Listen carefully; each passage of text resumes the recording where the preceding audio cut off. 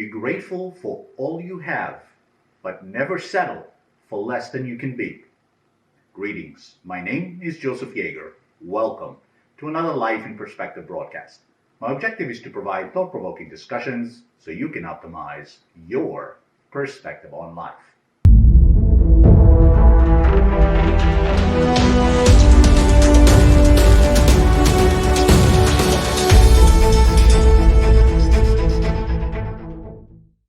I've come to embrace wholeheartedly that gratitude is the foundation of all abundance.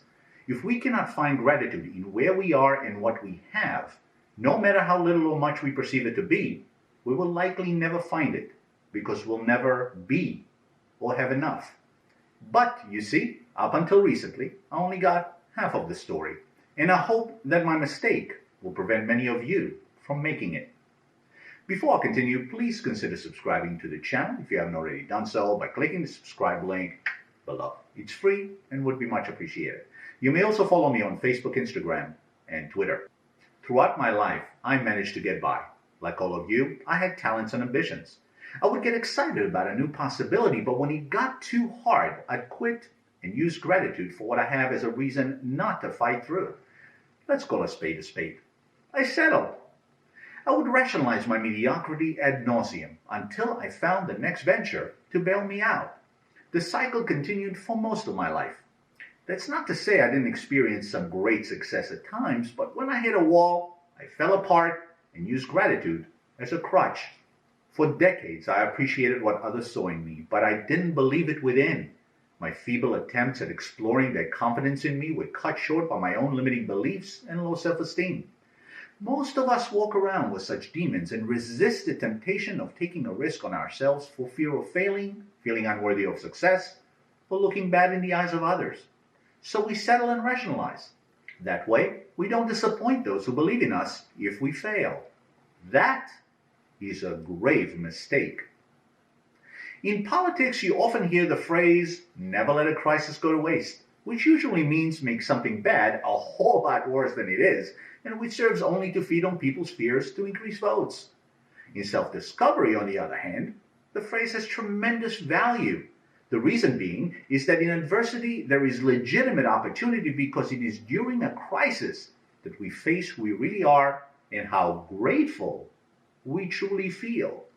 In the depth of despair, some will ask, why me?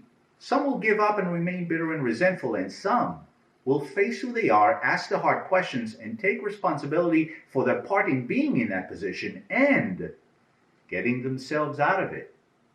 I spent most of my life transient between the first two, and gratitude was my transportation to and from.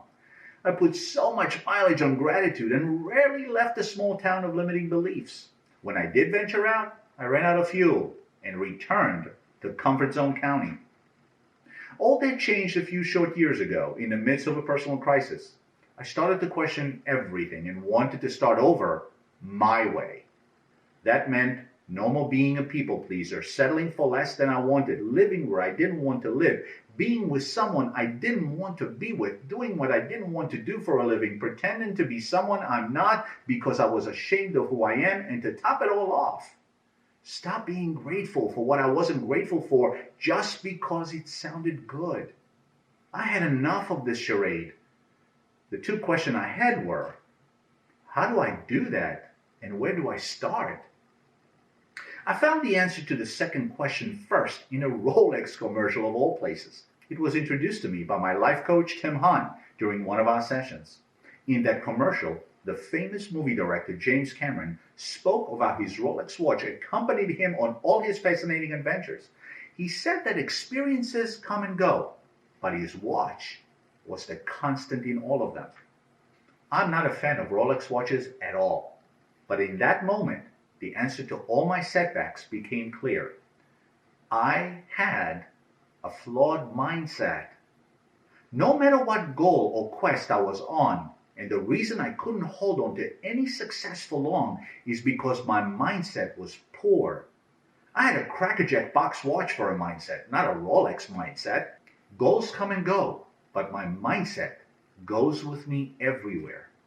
And that is when I knew that fixing my mindset is where I have to start And once it is facing in the right direction, I will find the way to take on and succeed in anything I set my mind to.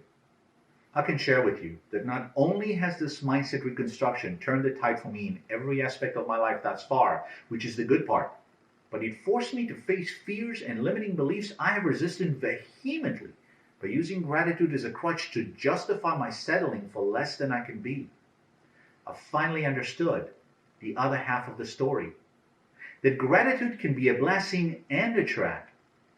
A blessing because it gives us an opportunity to stop and take inventory of what really matters to us, and that no matter our lot in life, there is always someone who's less fortunate. It helps us recognize and celebrate our accomplishment, whether incremental or monumental. It grounds us spiritually, mentally, and emotionally. But it can also, as in my case, be a trap and make you settle for not only less than you can be, but also for someone you don't want to be, just to please others. Being grateful doesn't mean you have to settle for less. It means being grateful all along and all the way to whatever destination you wish to reach. It is the foundation of all abundance, and since abundance has no limits, neither does gratitude. Please let me know what topics you would like my perspective on in the comment section below. Thank you for watching, and see you next time.